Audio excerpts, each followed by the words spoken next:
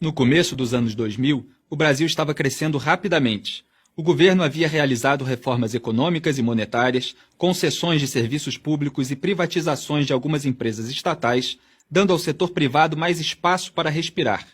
A inflação, um problema crônico no Brasil, foi drasticamente reduzida. Investidores estrangeiros entraram no país, ansiosos para pegar uma parte da nossa economia em expansão. O que aconteceu? Em 2002, um político socialista chamado Lula da Silva concorreu à presidência. Ele era um socialista, mas posou como um tipo moderno e legal de socialista. Ele seria o político que acabaria com as divisões nacionais e uniria a todos. Ele até tinha um apelido, Lulinha Paz e Amor. Mas a velha mensagem sobre a necessidade de redistribuição de renda para diminuir a desigualdade social ainda estava lá. A mídia, a elite acadêmica e celebridades garantiram aos brasileiros que, distribuindo o dinheiro dos ricos aos pobres, os pobres poderiam finalmente ficar mais ricos. Mas os únicos que realmente ficaram ricos foram Lula e seus amigos empresários e políticos.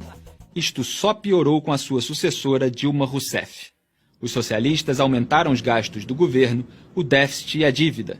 Eles chamaram isso de estímulo. Eles aumentaram o salário mínimo e os benefícios de programas sociais. Eles chamaram isso de justiça social. Eles aumentaram os salários e os benefícios de aposentadoria do funcionalismo público. Eles chamaram isso de investir no futuro. Eles criaram e distribuíram milhares de cargos no governo e nas estatais como favores a seus aliados políticos. E eles chamaram isso de governabilidade. Isto funcionou por algum tempo. O socialismo sempre funciona no começo. Mas os gastos do governo continuaram aumentando e o paraíso socialista desmoronou, levando junto a economia.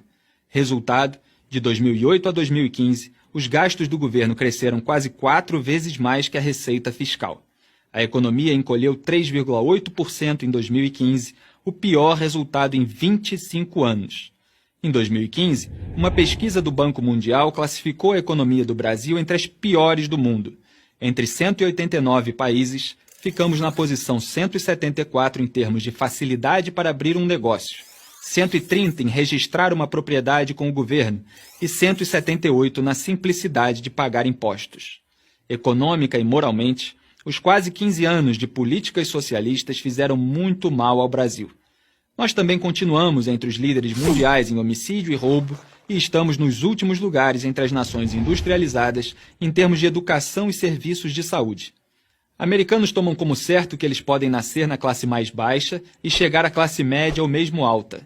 Muitos brasileiros tomam como certo que não podem. Mas finalmente algumas coisas estão começando a mudar. Talvez haja motivo para ter esperança.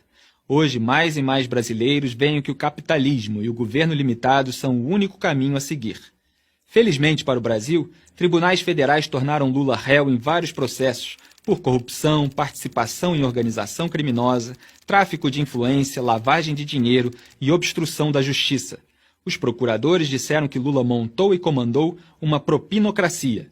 Dilma, que herdou esta propinocracia, sofreu impeachment anos depois por falsificar as contas do governo e usar ilegalmente dinheiro de bancos estatais para financiá-lo. Esta crise levou o novo governo a congelar os gastos federais, reduzir o papel do governo em empresas estatais e incentivar parte do enorme quadro de funcionários delas a pedir demissão. Ninguém sabe se essas medidas básicas serão suficientes para resgatar o Brasil economicamente. Honestamente, os danos foram tão grandes que talvez levem décadas para o país se recuperar.